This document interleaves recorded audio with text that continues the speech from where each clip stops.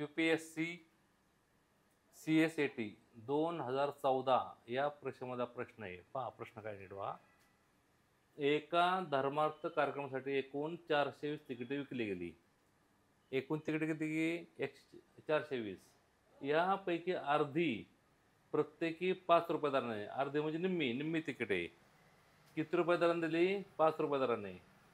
1/3 प्रत्येकी 3 रुपये दराने, उरलेली तिकिटे 2 रुपये दराने विकली. एकूण किती रक्कम प्राप्त झाली? 4 पर्याय आहेत. पहिलं बघा, एकूण तिकिटे किती आहेत? 420 एकूण तिकिटे आहेत. निम्मी तिकिटे म्हणजे किती बघा बरे? 420 चे निम्मे बरोबर किती? 210. 210. मग ही 210 तिकिटे खपली गेली. कोणत्या भावाने विकली बघा बरे? अर्धी तिकिटे प्रत्येकी 5 रुपये दराने, प्रत्येकाला 5 रुपये म्हणजे 5 0 0 5 1 5 10 1050 रुपये मिळाले. पहिले कोणते 1050 मिळाले? 210 तिकिटे खपले त्याचे मिळाले. 1/3 तिकिटे मग 420 चे 1/3 बरोबर 3 1 3 3 4 12 140 आलं. 140 तिकिटे होती. किती? 140.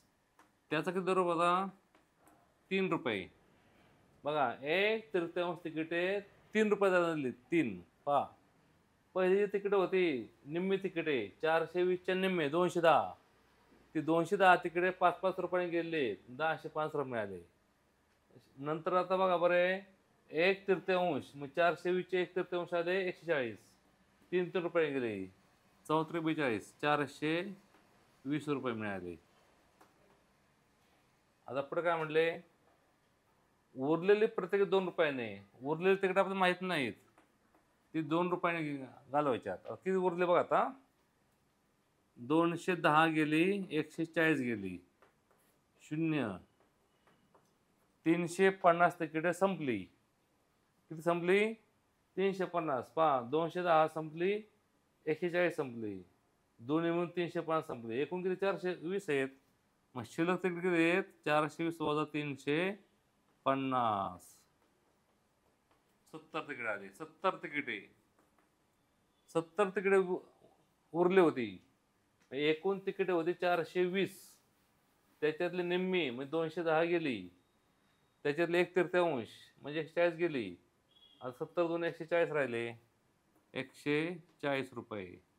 मग एकूण अमाऊंट पहा किती होणार? 0 5 आणि 2 7 आणि 4 11 चले 1 आणि 2 4 आणि 2 6 1चा 1 1610 रुपये. मग त्यांना एकूण 1610 रुपये प्राप्त झाले एकूण असे.